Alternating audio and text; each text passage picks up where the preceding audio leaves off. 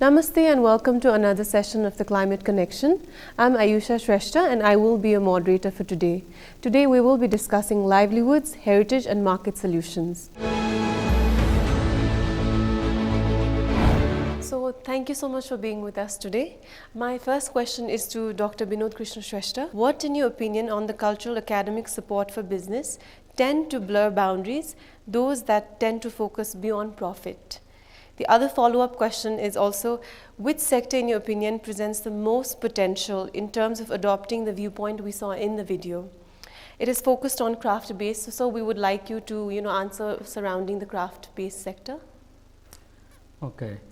Whatever the video has shown us about this reusable green economy, resiliency, and environmental protection or conservations. And when we look back, I am born in early 1960s. During my youth, childhood, I have seen green economy only in my surrounding areas. Why? When we go shopping, everything is packed in a paper bag. If it is a wet thing, it's a palm leaf packed. And if we have liquid things to buy, we have a clay pot as well as some bottles. And when we look into the garbage, we can't see any colorful plastic there.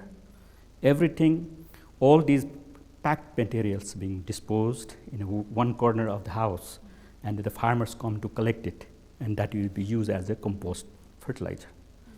That is green, And during these 40 years, then that is disappeared. And now again we are talking about the circular economy again. And I think it is just reverting back. I hope that will come soon.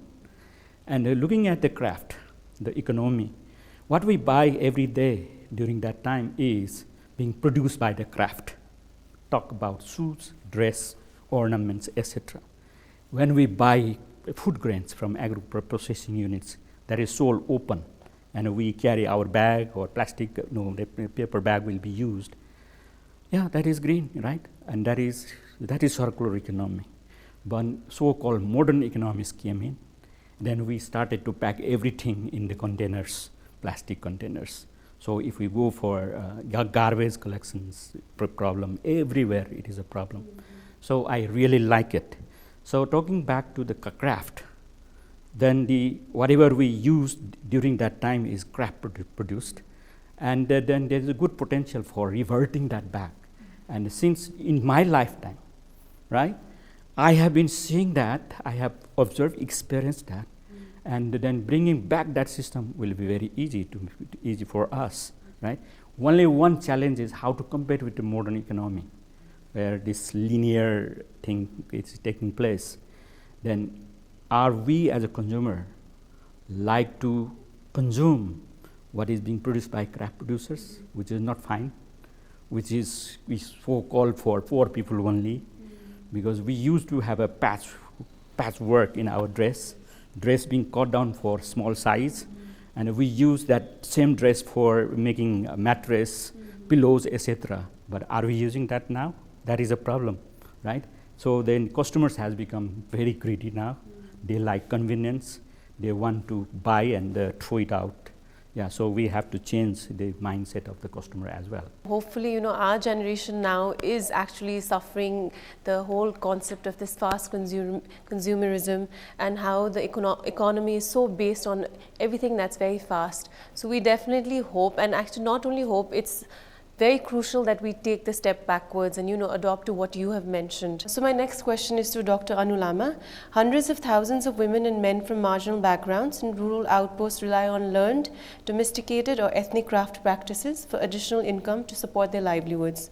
The informal sector is an easy win for the development sector, which has pumped in significant funds to develop many subsectors that are today's Nepal's most significant exports. One of the issues that has materialized over the past few decades is the dependency of the sector on development partners, aid and grant to sustain their businesses. Could you perhaps relate the importance of adopting a bottoms-up approach? And how can we adequately capitalize on cultural and traditional outputs by putting forward community leadership and entrepreneurship? Thank you so much for this very comprehensive questions. And I'm trying to really figure out how do I answer in the best manner, in a sense, because there are a lot of interesting concepts or terms that's been used, and I'd like to break that into several parts so that I will not miss any sort of answers that I wanted to share here. The first one is the informal economy, right? And I think it's not an easy win for the development, but this is a reality. If I give you an example, right? Most of the, again, because EC mode works in the mountain communities, most of the economy that happens in our part of the world, right, it happens in informal sector.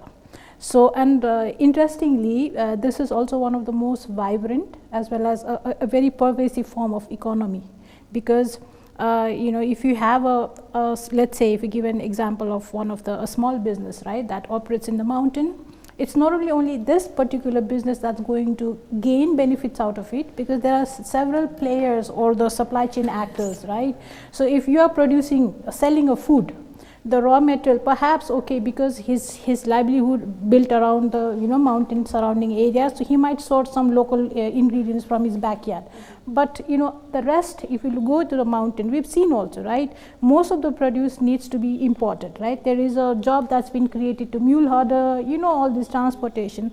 So if you really look at it, informal economy is the reality of our world, and this is also one of the most important sectors, because like I said, the job creation is immense.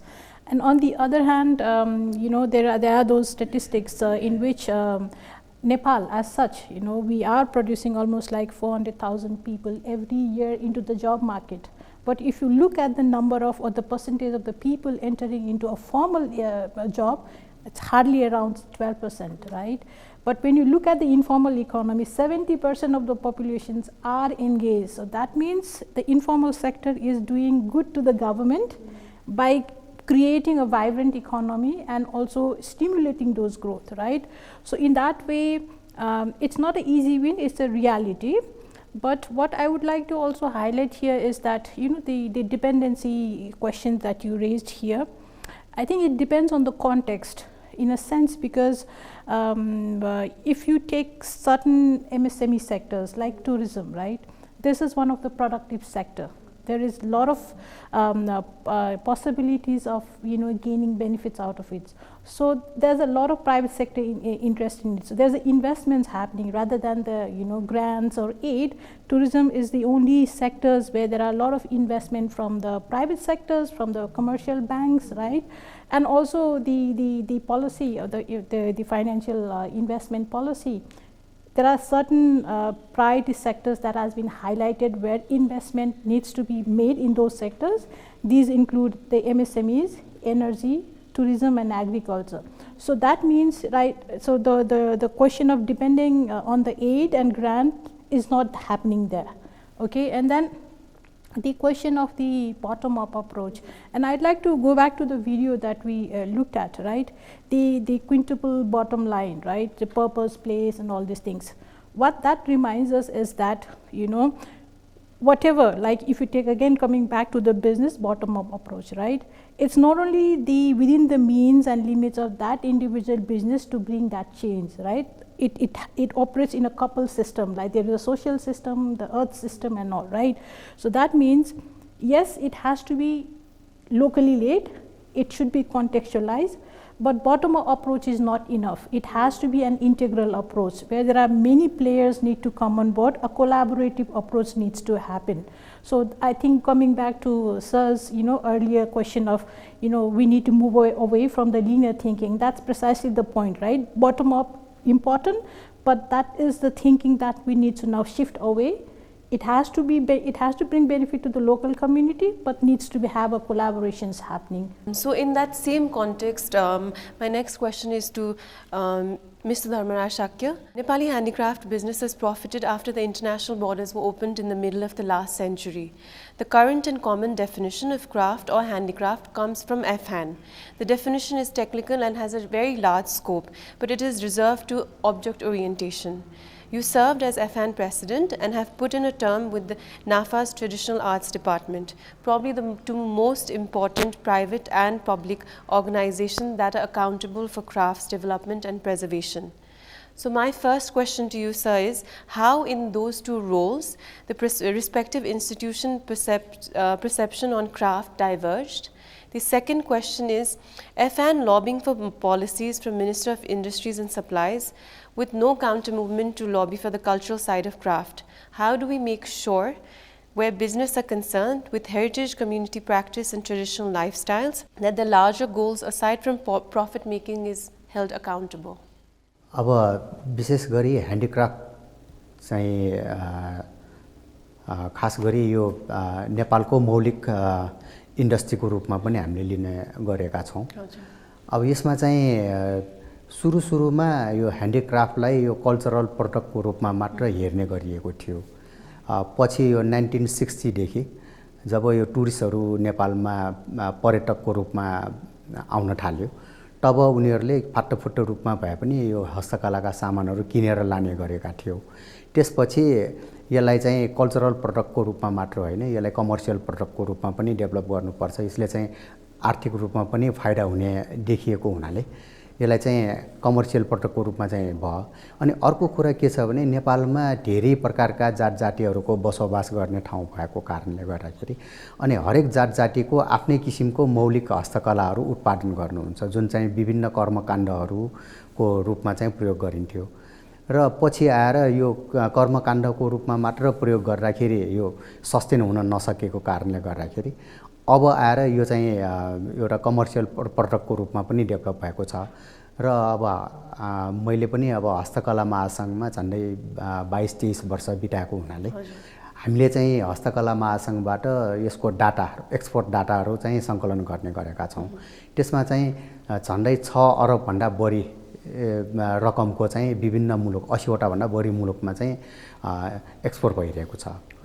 र अहिले चाहिँ अलिकति यो पेन्डेमिकको कारणले गर्दाखेरि अलिकति घटेको छ।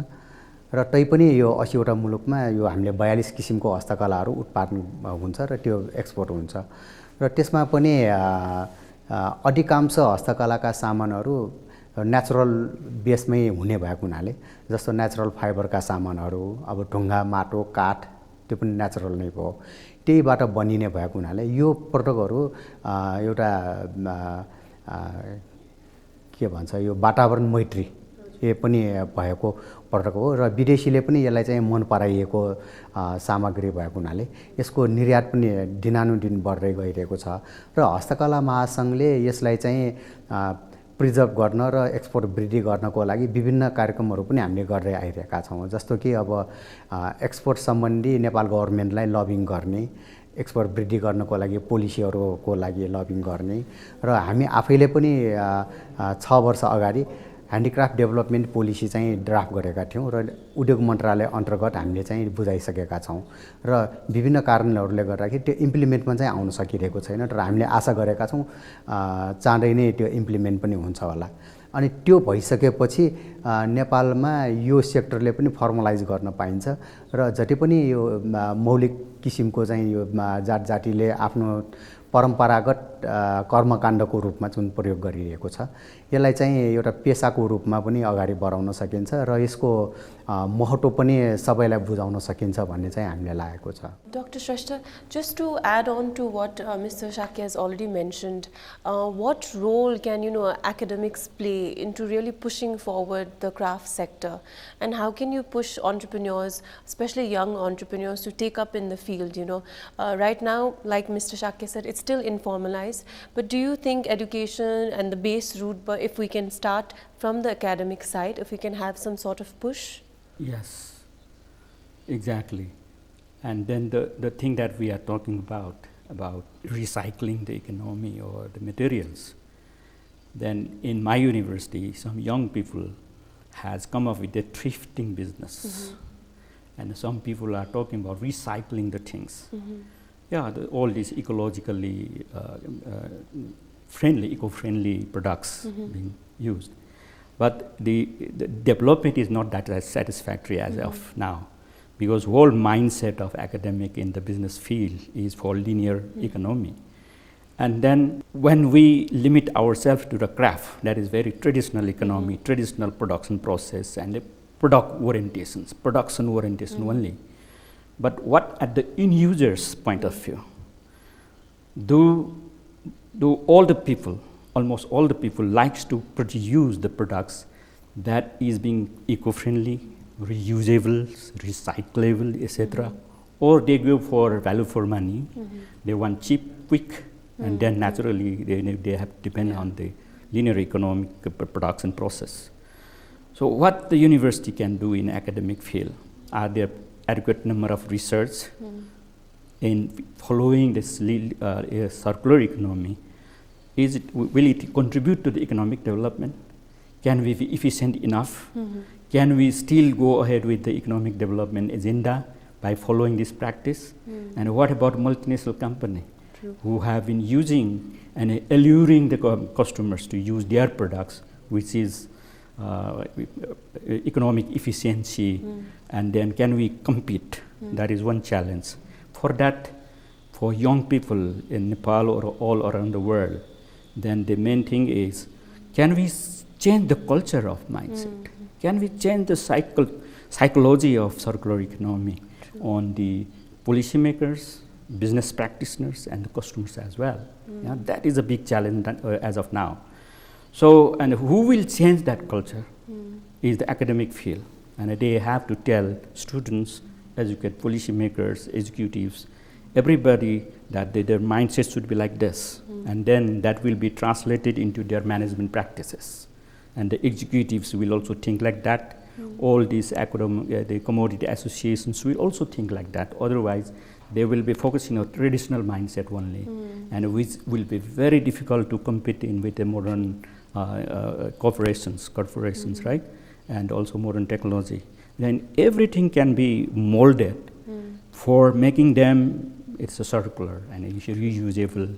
And the one thing that I want to highlight, when we talk about recycling and reusing, then the technology is, the more you recycle, for recycling process, then you will produce another emissions which is poisonous to the environment. There also we need a technology. Yeah. So all these is possible only if we can educate people. That's very true. I think if we start from the bottom, then can we, have actual goal-oriented results. Yes. So Anu ma'am, I just wanted to, we've been talking about consumption and livelihood. So this, of course, is directly related to climate change. So the question too is, many people in Nepal depend on natural resources for their livelihoods. This includes access to raw materials applied in traditional ethnic outputs. An ambitious forest cover goal institutionalized to community forest programs means Nepalis are living alongside protected land. Many of them were also relocated to achieve these goals. A 2020 report from the National Federation of Indigenous Women indicates that indigenous communities have been excluded by the conservation agenda. An example of restriction in that report reviewed the challenges the Mal women faced against community forestry policies to access wild herbs required for their traditional dyeing techniques. In this instance, a policy-driven push for greener Nepal credits exclusion and impacts the marginal community's livelihood, mainly women. The intersection of identity, gender are complex, but what is couplable is the foresight and valuation of community role and livelihoods in green development. What are your thoughts on these conflicts and how can we manage these better? Thank you once again for the very wonderful question. I really wanted to again reflect on some of the answers, because I think the answers that Sir has given from an academic point of view, and this really evaluating, right? Now I'm coming from a practice point of view, so livelihood. So I really want to bring, how does that the academic thinking, how do we reframe it, bringing more values as opposed to volume, right? And bringing more circularity as opposed to linearity, right? So that, how that gets translated in the real world, right? That needs to be also tested out, because this is exactly the innovation that should happen. Primarily because you've already asked in a question, the overriding concern for the humanity or even for the mountain livelihoods today are the impacts of climate change, and more recently again COVID. Whether we want to accept it or not, this has triggered those challenges even further, right? So that means the whole concept of how do we now really rethink and bring value at the forefront of the businesses, or even this whole aspect of the incentive based conservation and development, because the access to indigenous community women to the natural resources, be it in your question, you know, for the natural dye, or even for people who wants to really, you know, maintain their livelihoods in the mountain community living along the periphery of the forest areas, right? So this is the question of incentivizing, providing alternatives, because again I see this is also a classic case of human nature conflict also, right? Where there are resources, there are different players, again coming back to there is government mandates, there are private sectors, these are communities which has already the traditional way and rights living within the means and, you know, of the resources that they use to sustain their livelihoods. Now precisely, you know, just to answer these questions, now how do we deal with it, right? So in order to really come with a let's say a workable solutions, there has to be some innovations, and thank God to again climate change, the crisis that's happening, and COVID, there is a whole now the discourse of building back better through green recovery, right? And what does that green recovery look like from a business point of view, from an enterprise point of view, right? So the value that we talked about earlier, can there be a world or a model where we bring economic benefits? Yes, business had to survive, but it should also be nature positive. It should also be equitable, right? And this is not new concept, right? The whole sustainable development, sustainability has been here since the 90s. But what is interesting for us to also take note is these models were developed at the height of the neoliberal era in the 90s. And that neoliberal thinking is all about extractions, consumerism, right, without taking care. Now, in his earlier answers also you were saying, you know, we are reverting back to our traditional, the way of thinking, you know, oneness with the nature, right? So same business has to also be more responsible. It has to create a total value proposition in the environment sectors, in the economic sector, as well as in the social. And what we did at EC Mode, we came up with a pilot interventions in regards to building a sustainable business model that really takes care of these all three value proposition. And when we say environment, he mentioned about the technology, right? So the one of the technology which is also now becoming more popular in precisely because of the climate change is the renewable energy technology. And this is a technology, by integrating this as a solution, can we limit the pressure on the greenhouse gas emissions? Can we also revert back to this whole question of resource efficient business practices? And then can we also create jobs, right? So based on this thinking, we have piloted projects looking at two different sectors. One is on tourism and the other one is in agriculture, where we are creating a sustainable business model informed by the renewable energy as well as the financial solutions. Because again, at the end of the day, it has to make sense, and we need to also leverage front. Like we no longer can, in your earlier question, you've already mentioned like aid dependency, grant dependency, it will no longer work. It has to make business sense, but business with a purpose, right? So with that thinking in mind, we have tested the pilot projects, and luckily, and the good news for us is that the design that led to coming up with a plan, which is a bankable business plan, has been also accepted or approved by the commercial banks, and they are ready to invest.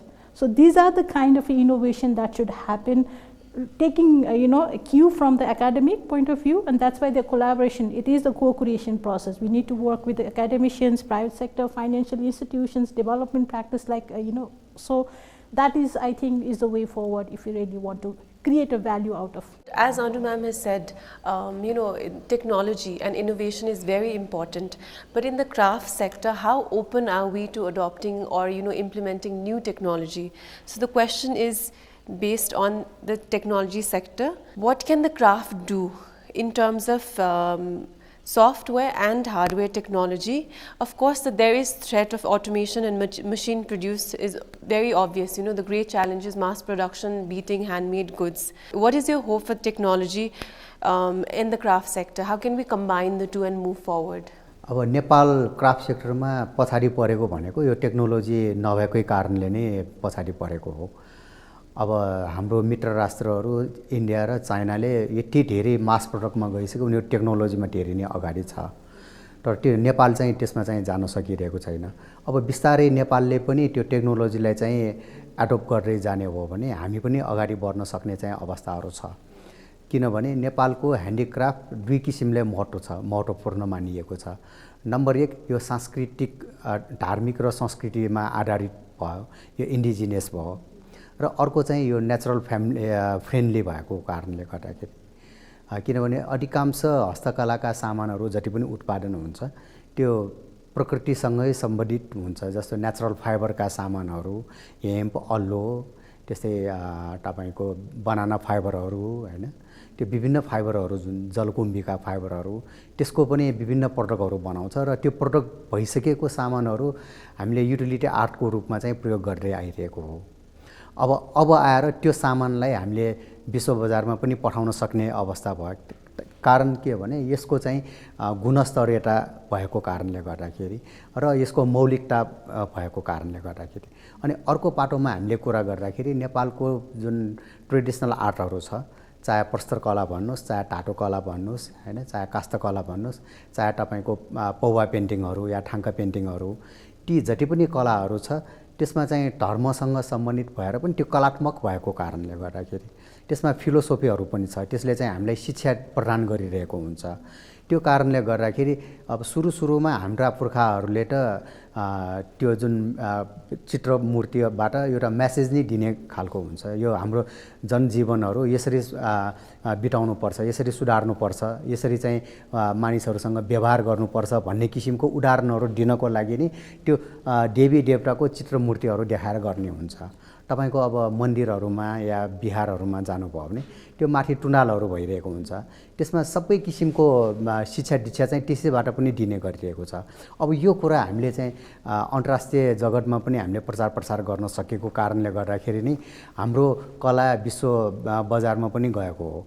अब त्यसलाई चाहिँ हामी हाम्रो छिमेकी मुलुकहरू चाहिँ टेक्नोलोजीसँग चाहिँ भिजेर मास प्रडक्टमा जाने, अनि हामी चाहिँ त्यो पहिला 10औं शताब्दी 11औं शताब्दीमा गरे जस्तै त्यो टुकटुक र टुकटुक गरेर मात्र उत्पादन गर्दाखेरि हाम्रो कस्ट चाहिँ धेरै नै महँगिएर गएको अवस्था हुन्छ र उहाँहरूको चाहिँ सस्तोमा दिन सक्ने चाहिँ भइरहेको छ। अहिले पनि आजभन्दा झन्डै 4 वर्ष अगाडि चाइनाले एउटा त्यो मेटल क्राफ्ट कास्टिङ गर्ने मेसिन चाहिँ ल्याएको थियो। अब हामी चाहिँ एउटा मूर्ति बनाउनलाई चाहिँ 3-4 महिना लगाएर काम गर्ने, तब मात्र हाम्रो मूर्ति तयार हुने, र उहाँहरूले चाहिँ दिनकै अब 400 वटासम्म तयार गर्न सक्ने त्यस्तो मेसिन ल्याइदिएको थियो, जुन फोटोकपी गरे जस्तै गर्ने खालको मेसिन ल्याएको थियो। त्यसलाई चाहिँ हामीले नेपाल हस्तकला महासङ्घ, त्यति बेला म तत्कालीन प्रेसिडेन्ट थिएँ, र हामीले चाहिँ नेपाल सरकार उद्योग मन्त्रालयसँगको सहकार्यमा त्यसलाई चाहिँ हामीले रोक्यौँ। किन नेपालको मौलिक इन्डस्ट्रीहरूलाई चाहिँ यसरी हस्तक्षेप गर्दाखेरि हाम्रो संस्कृतिलाई पनि अप्ठ्यारो पर्न सकिन्छ, त्यस कारणले त्यो ल्याउनु हुँदैन भनेर हामीले रोक्यौँ। र अब त्यस्तो टेक्नोलोजीहरू चाहिँ अब त्यही किसिमको टेक्नोलोजीले चाहिँ हामीलाई समस्या त डेफिनेटली पर्ला, तर समय सापेक्ष हामी पनि केही सुधार हुनुपर्ने या परिवर्तन भएर जानुपर्ने अवस्थाहरू छ। जस्तो अहिले तपाईको पावर टेकहरू जुन ग्राइन्डर मेसिनहरू, ड्रिल मेसिनहरू, कटर मेसिनहरू, ती किसिमको मेसिनहरू पनि आइरहेको छ र हामीले पनि त्यो युज गरिसकेका छौँ, जसले गर्दाखेरि हाम्रो काममा सुधार पनि भइरहेको अवस्था छ र केही हदसम्म हामी चाहिँ विदेशीहरूको चाहिँ कम्पिटिसनमा हामी कम्पिट गर्ने क्षमता पनि भइरहेको अवस्थाहरू छ। त्यसकारणले हामी चाहिँ यो जुन मोडर्न टेक्नोलोजी या जुन सफ्टवेयर र हार्डवेयरको जुन अघि कुरा हामीले गऱ्यौँ त्यसमा चाहिँ टोटल्ली हामी ब्यान्डै गर्नुपर्छ भन्ने मान्यता हामी पनि राख्दैनौँ, त्यसलाई पनि समय सापेक्ष हामी युज गर्नुपर्छ भन्ने कुरामै राख्छौँ। तर त्यस्तो टेक्नोलोजीहरू ल्याउँदाखेरि नेपालको मौलिकपनालाई हटाउने या नेपालको जुन कलालाई चाहिँ नै बिगार्ने खालको एक किसिमको विकृतिको रूपमा जुन आउने खालको छ नि। अब अहिले चाहिँ तपाईको पस्मिनाकै कुरा गर्दाखेरि पस्मिनामा हाम्रो जुन नेचुरल पस्मिना जति डिमान्ड भएको थियो, अब अहिले त्यसमा चाहिँ विभिन्न किसिमको चाहिँ एक्रिलिकहरू पनि मिसआउट गरेको कारणले गर्दाखेरि इन्टरनेसनल मार्केटमा हाम्रो पस्मिनाको डिमान्ड धेरै नै घटेको छ। यो डाटाले पनि त्यही नै देखाइरहेको छ। यस्तो कुराहरू अरू फिल्डहरूमा पनि पाइएको छ। यसलाई चाहिँ हामीले कन्ट्रोल गर्नुपर्छ होला। यसको लागि अब हामी प्राइभेट सेक्टरको तर्फबाट हामी एफएनबाट र धेरै नै लबिङ गरेका छौँ। हामीसँग आबद्ध भएका जुन कमोडिटी एसोसिएसनहरू र त्यो अन्तर्गतका आर्टिजनहरू या एन्टरप्रेनरहरूसँग पनि हामी सहकारी गरेका छौँ। र अर्को कुरा अब यो म नाफासँग पनि, नाफा भनेको Nepal academy of fine arts जुन गभर्मेन्टबाट इस्टाब्लिस गरेको संस्था हो, त्यसमा चाहिँ नितान्त हामी कलालाई मात्र प्रोटेक्सन गर्ने, कलालाई नै प्रिजर्भ गर्ने संस्था भएको हुनाले यसले चाहिँ नेपालको मौलिक कला र संस्कृतिलाई जगेर्ना गर्ने किसिमको प्रोग्रामहरू हामी चाहिँ सञ्चालन गर्दै आइरहेका छौँ। अब यसलाई चाहिँ अब विभिन्न सेक्टरबाट चाहिँ यसलाई संरक्षण गर्न सकियो भने हाम्रो मौलिक कलाहरू पछिसम्म चाहिँ प्रिजर्भ हुन्छ र लङ लास्टिङ सस्टेन हुने चाहिँ सम्भावना चाहिँ बढी देखिन्छ। सबै टेक्नोलोजी ल्याउनु होइन, इनोभेटिभ प्रोग्राम्सहरू रन गरेर, तर technology hand in hand with कलालाई तर भेरी सेलेक्टिभली अगाडि बढ्नु पर्यो। So actually, Amro, this is the last question that we had for Mr. Shakya. Anu ma'am, would you like to add anything on to what he's saying? Because you've already mentioned, innovative and technology is very crucial to overall development. But in terms of craft, just focusing on the craft sector, should we actually bring in certain types of technology, push it forward? How commercialized will it make the craft sector? And in terms of market, will we be able to produce and cater to the market needs and demand? I would like to also bring a bit of a reflection here in a sense, because whether it's a craft or again livelihood, right? Look at our country, right? This is a small nation. Our resource availability, our capabilities, right? We cannot compete with the huge neighboring countries like China and India, irrespective of whether we are also as equipped or as compatible as them.